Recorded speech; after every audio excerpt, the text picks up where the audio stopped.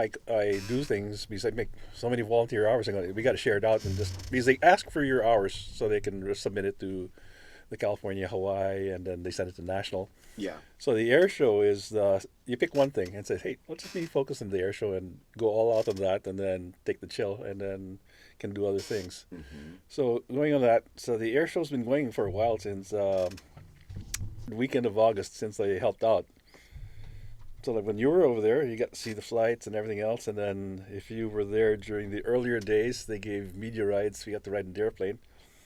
Hervé was the smog inspector at the college. I brought him along and put him on one of the faster airplanes, and I was one of the slower airplanes. He was flying beside me, going like, "Are you having fun yet?" And then the guy who's flying him does some aerobatics, and we're like, "Okay, Oh. I hope he's fine." Yeah, no, for reals. I mean, because there's a lot of danger. So I mean, they're experts, the ones that do those crazy stunts, huh? Yeah, they do some good flights. And then also at Boston College when they had the video program and everything else. That's where I met you, man. Yeah, and then we would go when they had the Magoo Air Show. They put me in one of the biplanes, which was really doing some hard stunts, and I was like, I can't lift my head because of the gravity was doing there. I couldn't even pull up the camera, so it was an experience of how it was.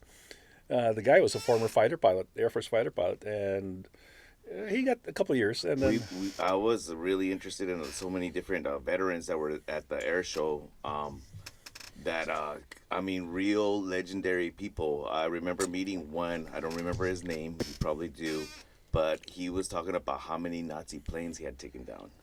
there were several of them. In the beginning of the air show, so I'm a Johnny come lately, really, but in the beginning, it was called the Aces Hangar. It was a fly-in of the AOPA, which is the airline, or it's an aviation organization of pilots. And the Experimental Aircraft Association said, hey, let's have a fly-in and celebrate. Yeah. So like the most recent one was over near Phoenix. Yeah. And it was one of the first shows to get started. And the city hosts it. It's free to the public, but there's a catch. Say, hey, if you want a special VIP, it's $80. I'm like, that's not bad for a VIP ticket. No, it isn't. Yeah. It isn't. So like Camarillo now is like 125 or something. Yeah. A basic ticket is like 35 or 40. They're trying to decide how much they're going to charge. So we had our meeting. I went on Zoom last Wednesday, and I'm like, well, they didn't ask me any questions, or they didn't ask anything. Let's keep our mouth shut till we prepare. Well, I mean, there's costs for everything. So the thing is some of them. The thing is you can have a wide range of different tickets. Some of them giving you that VIP status where you do get to talk to some of these, folks that have been, flying for a long time. How do they get all those planes there on that day? They put out like an invitation, say who wants to come here, and then they look at everybody who submits their interest, and they go like, no, yes, no. So like, if it's expensive, they delay answering if they're going to get them or not. And then when they lose something, then they call them up. Yeah. But they start booking December. Question from the audience about the World War II planes. What details can you give for the folks out there? Okay. Camarillo itself is home of the Southern California wing of the Commemorative Air Force. They were established 80s, 90s. And they started with a huge C-46 transport, and it's called the City of Camarillo. But they don't fly it anymore. It's parked inside the hangar. They have some fighters, which is a F-6 Hellcat, something. Yeah. And it was one of those that it's painted after one of those planes that flew in the Philippines. So I'm like, oh, I have my Philippine story. Yeah. They have a B-25, which is and the Navy term is called a PBJ, like a peanut butter and jelly sandwich. Yeah. And is a PBJ like a Catalina? no, it's a B-25. So PB is Lancaster? no, it's Patrol Bomber. J for Douglas. It is a Douglas. These were Pacific. These are all Pacific. Yeah, and then there's a Zero that was over there, and they also have a Spitfire, which is the European theater. Yeah. These aircraft came over from the Santa Monica Museum when they closed their collection down and reorganized. The curator there was also a member of the CAF. Says, "Okay, let's move the planes." Yeah. So they have a couple of trainers where people get a ride. These are the T6s, so you can get a ride in the T6, the PT-19. The trainers are fun because you're out in the open, you're not inside. So the winds, move your head to the right or left, the wind's blowing right there on you. And I think those are the best deals to ride, and they're the cheapest. You go to the Bomber, you pay more. Before he used to have a P-51 Mustang that I think moved to Palm Springs, and you pay like $1,000 to ride one of those things because it's it drinks fuel, so they got to cover the cost of fuel plus maintenance of the aircraft and everything else. Going back to the air show, so those are the local planes that are here. We get airplanes from the Palm Springs Air Museum, the Riverside CAF, the museum in Chino has some, and the Yanks Museum has some. So they reach out to different owners of different airplanes. Yeah. And then the director of operations, or the director, the air boss we call him, he's a retired Navy A-7 pilot, and he's got so much gas that he can spend.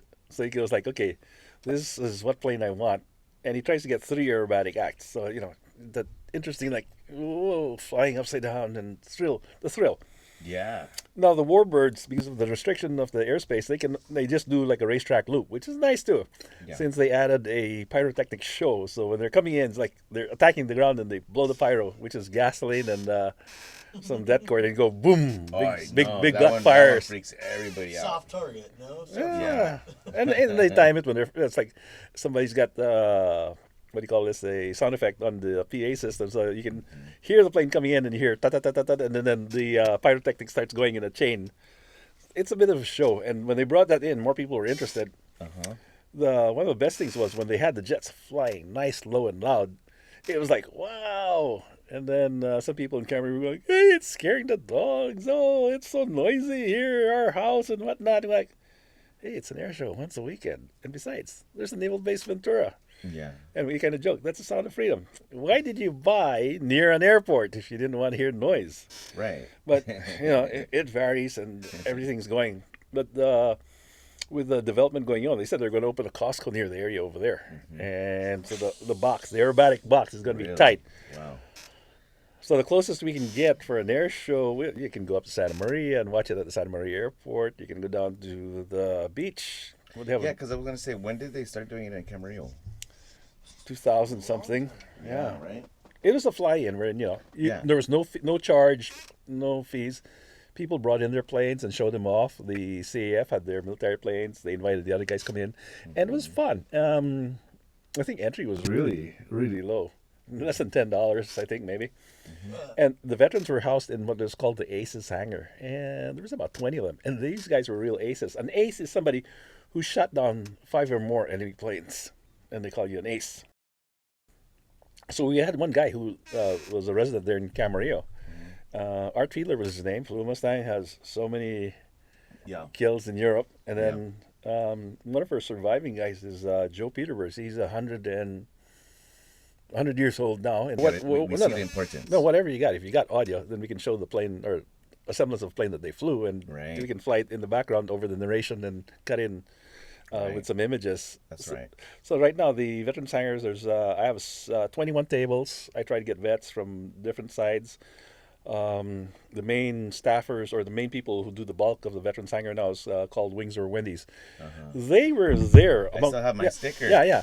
they were there at the beginning of the air show because Art Fiedler knew them. He was a member there. Yeah. And most of the aces belonged to them. Yeah. And then one day they meet every Monday in the valley. He goes like, what are we going to call ourselves? There's 40, 50, and one time it was 103 people inside of Wendy's in the morning. Yeah. What are we going to call ourselves? They said, hey, we just came from the air show, Wings Over Wendy's. What do we call Wings Over Camarillo. Yeah. So they said, let's call ourselves Wings Over Wendy's. And since they met at the Wendy's.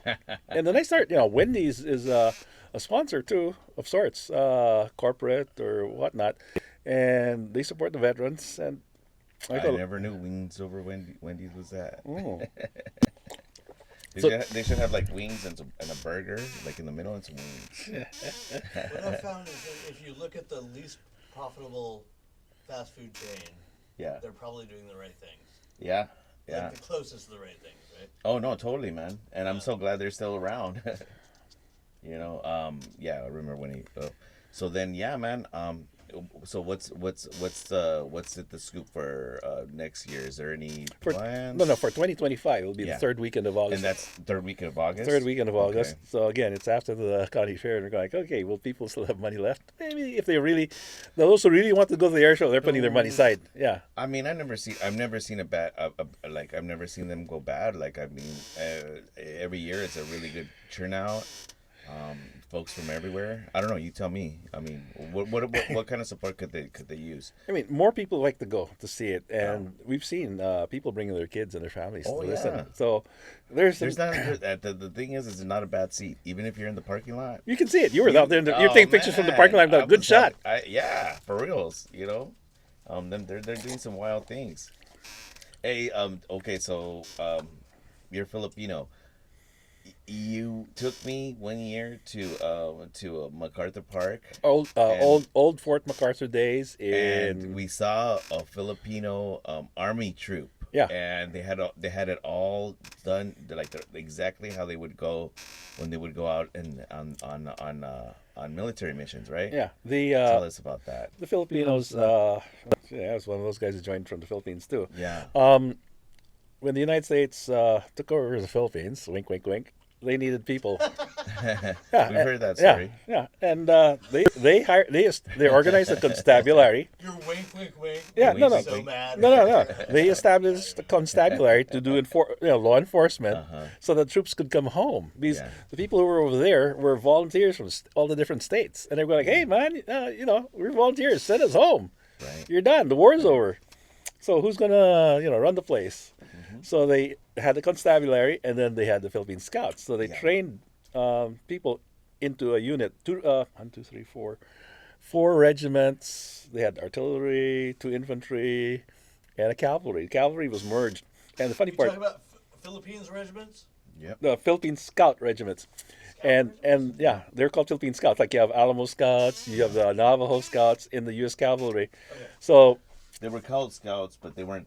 they're not Boy Scouts, but they're No shit. All right, let me do that right. No shit. yeah. No, but the thing about the Scouts there, so the tie-in. So we have the Buffalo Soldiers. right. Yep. They were sent home. They wanted to go home too. Their horses went to the 26th Cavalry, and they inherited those horses because horses are they're Not good. cheap. Yeah, and you don't want to send them back home. Leave them there for the job they needed to do. The 26th did the last cavalry charge of the United States Army in Bataan, defending. The Japanese were crossing the river about to take a town. The scouts came in to look at what was going on. They saw them there, and Colonel Ed Ramsey, I got to meet him in person. He's live in L.A. He goes, he sees it, he directs it, and he says, "Charge!" And they charged with pistols. Yeah. So riding a horse and What shooting was- is something. It mentioned their weapon, like their national weapon. It was a 1911 service pistol. No, also, but the Oh, the bolo. the bolo, Yeah. bro. There are several bolos. So Yeah. like after you're done with the pistol and the rifle, then when they're coming close, pull out the knife and hack them. yeah. Now the cavalry also.